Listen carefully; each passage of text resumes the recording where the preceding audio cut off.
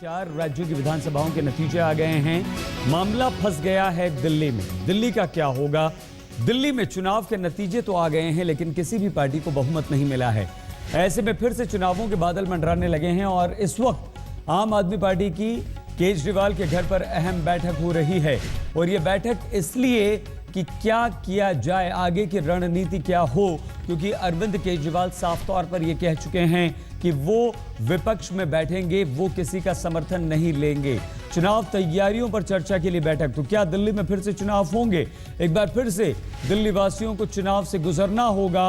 आपकी चुनाव समिति की यह बैठक होगी। मतलब क्या अब अरविंद केजरीवाल एक बार फिर से चुनाव में उतरने का मन बना चुके हैं? केजरीवाल और मनीष सिसोदिया दोनों बैठक में शामिल हैं और चुनाव समिति पूरी की पूरी आम आदमी पार्टी की इस बैठक में मौजूद, जिसमें कुमार विश्वास भी हैं। तस्वीर आप देख रहे हैं, कुमार विश्वास पहुंच चुके हैं। आपके नए विधायकों की शाम को अलग से बैठक होगी, लेकिन उससे पहले चुनाव समिति की बैठक हो रही है।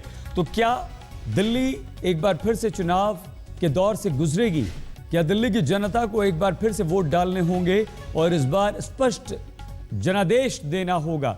सरकार नहीं बनाएंगे, साफ तौर पर कह चुके हैं यहां पर बीजेपी के मुख्यमंत्री पद के उम्मीदवार डॉक्टर हर्षवर्धन, क्योंकि उन्हें बहुमत नहीं मिल पाया है। 32 सीटें मिली हैं। अनुराग डांडा हमारे संवाददाता इस वक्त हमारे साथ हैं। अनुराग, आम आदमी पार्टी की चुनाव समिति की बैठक केजरीवाल के घर हो रही है, लेकिन अगर बीजेपी कहती है अनुराग कि हम विपक्ष में बैठेंगे, सरकार नहीं बनाएंगे, अरविंद केजरीवाल को किसी का समर्थन मंजूर नहीं है, विपक्ष में बैठकर सकारात्मक विपक्ष की भूमिका निभाने की अगर वो बात करते हैं, कांग्रेस इस लायक नहीं रही कि सरकार बना सके, तो क्या अनुराग दिल्ली में फिर से चुनाव होंगे?